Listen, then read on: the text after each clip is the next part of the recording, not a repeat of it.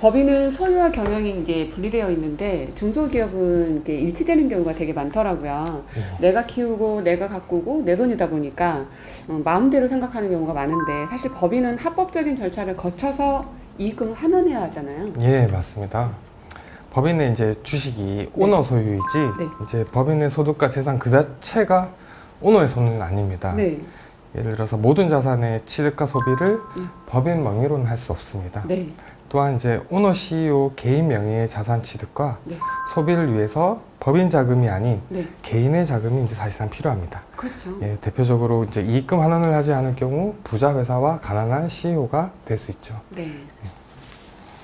법인 CEO도 결국은 개인으로서 재무적인 차원의 대응이 필요하다는 말씀인데 이익금 환원이 필요한 이유로 크게 어떠한 것들이 있을까요? 네, 입금 환원에 대해서 우선 저희가 중요시 보는 거는 네. PCI 시스템이라는 게 있습니다. 네, 자금 출처. 예, 맞습니다. P가 이제 프로퍼티라고 해서 네. 재산이고 네. C가 이제 컨섬션이라 해서 소비고 네. I가 이제 인컴이 되겠죠. 네. 예, 있는 그대로 보시면 재산 증가액과 모아놓은 재산 증가액과 내가 지출한 소비 내역이 네. 소득보다 훨씬 더 크다면 네. 그 금액 자체가 네. 이제 과세관청에서는 네. 탄로된 금액으로 5년 동안 지켜보게 됩니다. 네. 이러한 것들을 이제 합법적인 이익금 환원이 부족할 경우 네. 개인 재산의 취득과 소비를 이제 면밀히 살펴봐야 되겠고요. 네. 두 번째로는 가지익금이라든지 차명주식, 가업승계, 네. 이제 외부 감사 관리 등 이제 오너 CEO 리스크 관리가 이제 좀 필요할 것 같습니다. 네. 사실 중소법인의 이익금을 환원함에 있어서 주가 관리 전략이 사실 가장 중요할 것 같은데 예. 이 부분에 대해서 설명 좀 해주시겠어요? 이제 주가 관리 전략이라고 하는 것은 네. 사실 적정 수준의 합법적인 이익금을 네. 환원을 받지 않을 경우는 네. 이제 주식 가치가 과도하게 평가될 수가 있습니다. 아무래도. 예, 왜냐하면 이익금을 환원하지 않는 경우는 네. 저희가 흔히 얘기하는 미처분 이익여금이 계속 증가됨에 따라 네. 재무상태표에 있는 순자산의 가치가 네. 저희가 주식 평가를 할 경우 순자산의 80%는 한도로 잡히게 됩니다. 네. 그렇기 때문에 배당 같은 경우는 상당히 중요한 부분이고요. 그리고 순손익 가치의 가중치도 영향을 받는데요. 네. 이런 거에 의해서 우리가 주가 관리를 할 때 지분 이동 시에는 가업승계라든지 그리고 차명주식 정리라든지 이제 과도한 세부담을 저희가 이제 줄이기 위해서 네. 이제 주가 관리 전략이 필요한 것이죠. 네. 법인의 이익금을 환원하는 데는 뭐 방법이 여러 가지가 있을 텐데 예. 현장에서 가장 많이 실행하는 방법을 소개해 주신다면 어떤 방법들이 있을까요? 근로소득이죠, 아무래도. 네. 근로랑 상여로 통해서 이제 받는데요. 실질적으로 그 대표님이 연구를 많이 하신 대표님들은 네. 이제 소득을 많이 분산시켜 놓는 건 사실이십니다. 네. 첫 번째로는 부동산 임대를 해서 토지라든지 부동산을 취득하셔가지고 네. 임대사업소득을 좀 발생을 시키고요. 네. 그리고 발명자라고 해서 네. 이거는 이제 개인 명의의 특허를 법인에게 매각 또는 임대하는 방법이 있고요. 네. 그리고 대표님의 이제 직무발명 보상금이라고 해서 이거는 이제 기타 소득으로 발생을 시킬 수가 있습니다. 네.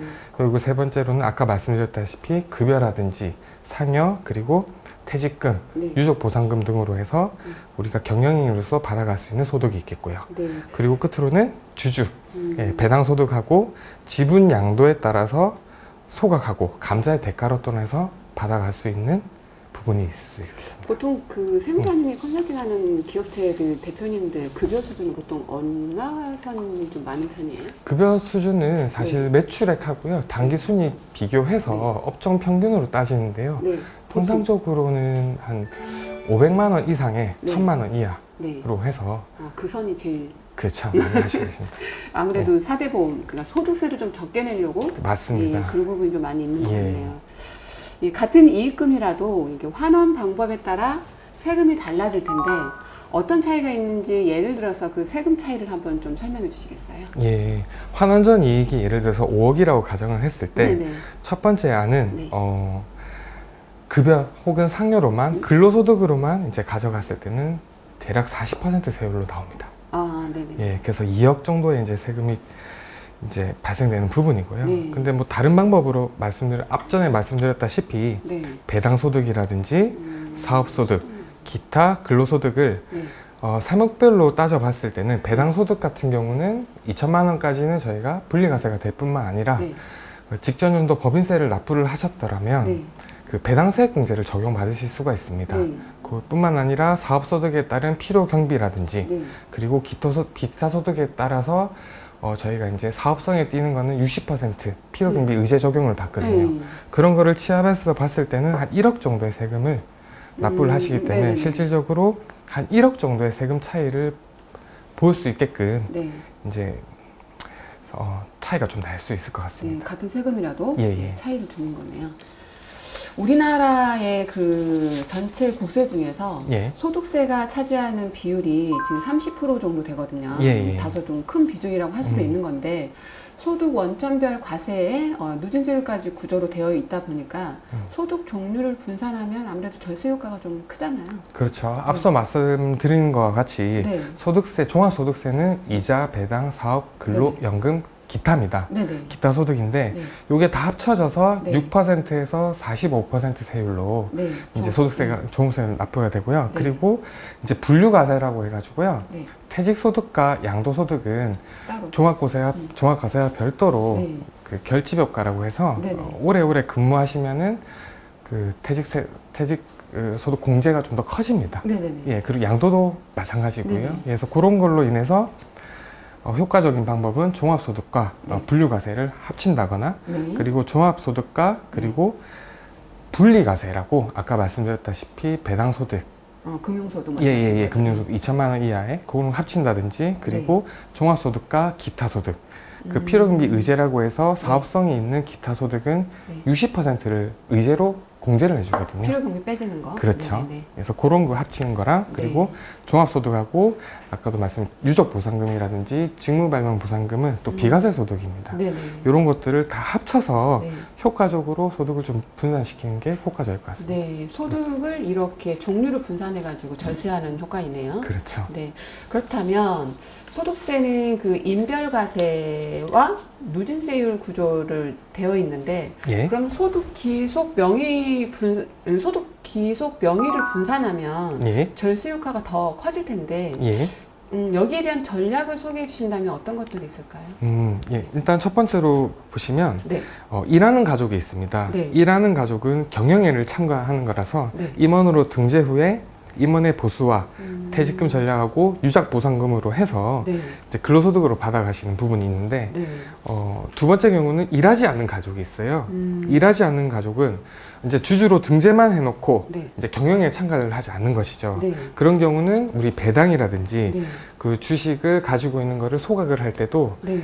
시가소각 말고 고가소각을 적용한다든지 그리고 우선주를 이용해서 이제 소득을 분산시키는 방법이 있습니다. 일하지 않아도 가져갈 수 있는 방법이 있긴 하네요. 그렇죠. 주주로서 네. 권리가 있으니까. 예. 그리고 세 번째로는 네, 이제 주주 가족이 있겠죠. 네, 고가소각 및 자기주식 전략하고 네. 그리고 우선주 전략으로 하는 네. 방법이 있고요. 네. 마지막으로는 주주면서 일하는 가족이 있습니다. 네. 이런 것들은 그 첫 번째랑 세 번째 가격을 합쳐가지고 네.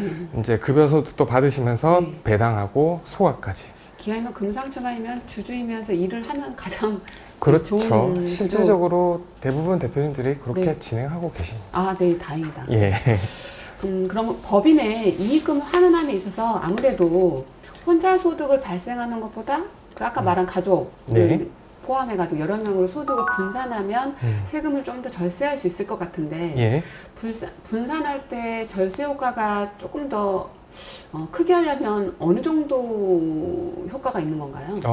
우선적으로 네. 아까도 말씀드렸듯이 소득세는 누진과세고 네. 인별로 과세하기 때문에 네. 대표적으로 1인을 봤을 때 네. 근로소득을 3억 원으로 만약에 책정이 한 되었다면은 사람으로? 예, 그렇습니다. 세금이 한 8,700만 원가량 정도 되고요. 네. 그리고 우리 대표님이시다 보니까 고용보험과 산재보험은 포함되지 않고 네. 국민연금과 건강보험을 봤을 때 한 1,300만 원가량. 2대 보험만 해당이 되네요. 그렇죠. 그래서 대략적으로 한 1억 원의 세금이 추징이 됩니다.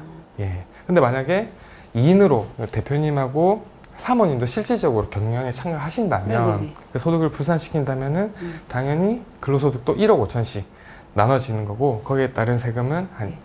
2,900만 원씩 인당. 아, 예. 훨씬 줄어드네요. 그렇죠. 그리고 국민건강보험도 네. 788만 원 가량 되고요. 그래서 이제 총 세금 한 7,400만 원 가량 네. 정도 됩니다. 네네. 그리고 만약에 세 번째는 만약 세 명이로 나오고 대표님하고 사모님하고 자제분하고 네. 이렇게 소득을 고루고루 가져가셨을 때는 네. 1인당 세금이 한 1,200만 원 가량 네. 되고요. 네. 그리고 그 국민연금 건강보험 한 600만 원 가량 돼서 네. 총 세금 한 5,600만 원 가량이 되기 때문에 네.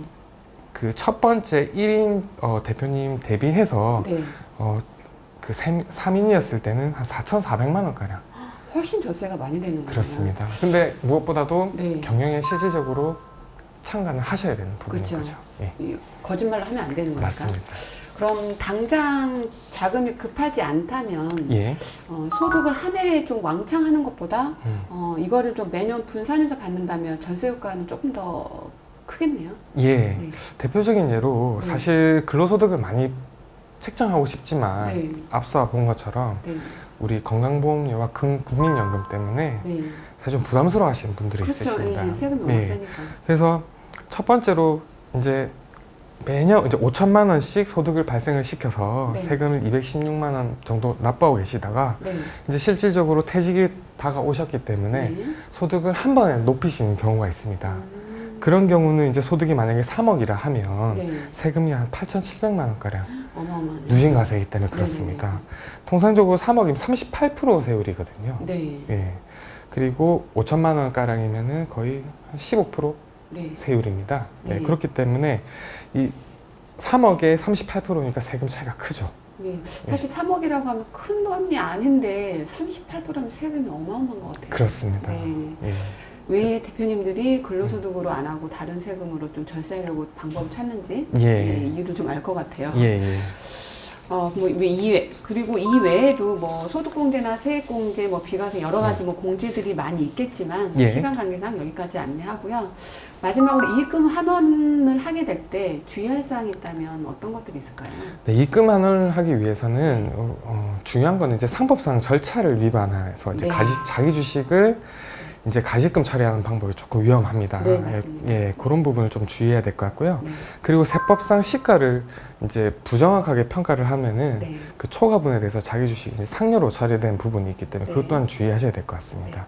그리고 세 번째로는 저희가 이제 정관 개정을 통해서 상법상 절차를 또 위반할 경우는 네. 퇴직금을 이제 정관 규정 위임에 따른 부인을 당할 수도 있는 부분을 유의하셔야 될 것 같고요. 네. 그리고 네 번째로는 퇴직금 지급 규정이 잘못되어 있다면 퇴직금 계산이 부인되면서 또 퇴직금 초과분에 대해서는 또 근로소득으로 상여 처리되기 때문에 그것도 한번 살펴봐야 될 것 같습니다. 그리고 다섯 번째는 우리 차등 배당이 바뀌었지 않습니까? 내용의 세법이 바뀌었는데 네. 상법 및 대법원 판례에 따라서 그 중간 배당이라든지 그런 이사회에 따른 그 요건 위반에 대한 부인도 한번 살펴봐야 되고요. 그리고 여섯 번째로는 중요한 부분인데 일하지 않는 가족 임원을 등재 시에 그 조사가 나올 경우 네, 부인당하겠죠. 예, 부인당할 경우도 찾아보셔야 될 것 같습니다. 그리고 마지막으로는 우리가 이제 불균등으로 감자할 경우 세금 문제를 제대로 이제 신고하지 못해서 발생돼서 증여세라든지 이제 의제배당 소득세도 발생될 수 있기 때문에 그런 것들도 꼭 전문가와 한번 상담을 해보셔야 될 것 같습니다. 네. 혼자서 외롭게 경영하시고 또 자금난에도 시달려 보았었을 대표님들이다 보니까 아무래도 이익금 환원하는 대신에 이게 누적하시는 경우가 되게 많더라고요. 그렇죠. 문제는 이 경우에 과도한 세금으로 연결된다는 것인데 경험 많은 전문가와 합법적인 전략을 세웠으면 하는 생각이 드네요. 예. 오늘 도움 말씀 감사합니다. 네, 감사합니다. 네.